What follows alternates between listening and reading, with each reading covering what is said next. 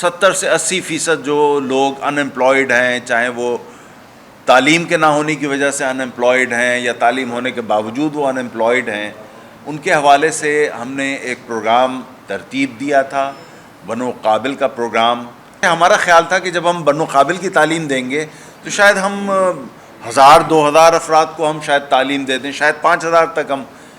یہ تعلیم فراہم کر دیں، لیکن جب لوگوں نے رجوع کیا 1,00,000 افراد نے اس میں ہمارے ساتھ رجسٹر کیا تھا، اور پھر وہ ایک پورا پروگرام چلا جس کے اندر ایپٹیٹیوڈ ٹیسٹ بھی ہوا، لڑکوں کا الگ ہوا، لڑکیوں کا الگ ہوا، اس کے بعد ان کے انٹرویوز ہوئے، ان کی رجسٹریشن ہوئی، ان کے کورسز ہوئے۔ 15,000 بچوں کو ہم نے 6 آئی ٹی کے کورسز پڑھا کر کے اور ان کا ایگزام لیا جا چکا ہے، اور یہ وہ کورسز ہیں کہ جن کے کرنے کے بعد آدمی فوری طور پہ کوئی نہ کوئی جاب حاصل کرتا ہے یا فری لانسنگ شروع کر دیتا ہے، اور اس کی کمائی کا سلسلہ ایک بڑے پازیٹیو انداز سے اس کی کمائی کا سلسلہ شروع ہو جاتا ہے۔ آپ نے ایک اندازہ کر لیا کہ اس وقت جماعت اسلامی اور الخدمت کس طرح سے اپنے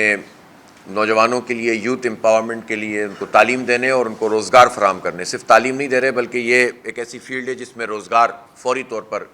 انشاءاللہ تعالیٰ اویلیبل ہوگا، اس کے لیے کام کر رہے ہیں۔ تو اب ہم جو پروگرام لانچ کر رہے ہیں جو 10 سپٹمبر کو، جس کے لیے ٹیسٹ بھی ہوگا، اور پچھلے جو بچے پاس آؤٹ ہوئے جن اسٹوڈنٹس نے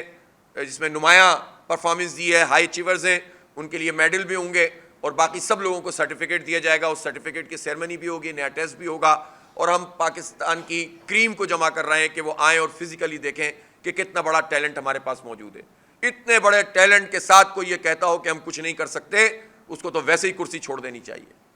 ہمیں کہتے ہوئے بار بار ڈپریشن محسوس ہوتا ہے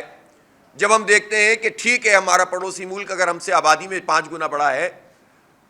تو پھر اس کی 5 گنا بڑی ایکسپورٹ ہونی چاہیے تھی نا،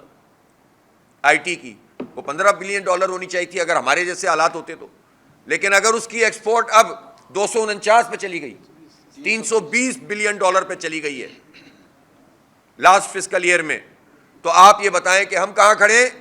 ہم 2 سے 3 بلین ڈالر پہ کھڑے ہوئے ہیں۔ شرم کا مقام ہے ان ساری حکومتوں کے لیے، ان سارے آئی ٹی منسٹرز کے لیے، ان سارے بیوروکریٹس کے لیے، ان سارے طاقتور لوگوں کے لیے، ان سارے جاگیرداروں اور وڈیروں جو اپنے بچوں کو باہر پڑھاتے ہیں ان کے لیے، کہ انہوں نے ہمیں آئی ٹی ایکسپورٹ میں صرف $3 بلین بھی نہیں کراس کرنے دیا۔ ڈوب مرے ہیں یہ لوگ،